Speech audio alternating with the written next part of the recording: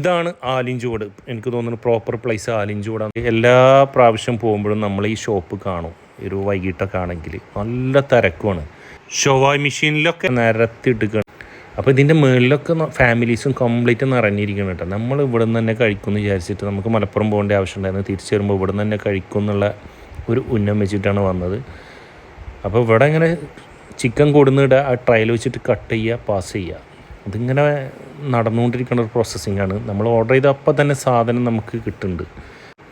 അപ്പോൾ ഇത് കൊടുന്ന് ഇവർ പ്രസൻറ്റ് ചെയ്ത രീതിയൊക്കെ അടിപൊളിയായിട്ടുണ്ട്. ഈ ഒരു സാധനം കണ്ട പച്ചമാങ്ങ അല്ല, ഒരു മൂത്ത മാങ്ങ അല്ല, ബദ് മാങ്ങ എന്നൊക്കെ പറയും.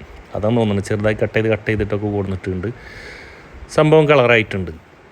സലാഡിന് പകരം മാങ്ങ കുഴപ്പമില്ല, വെറൈറ്റി.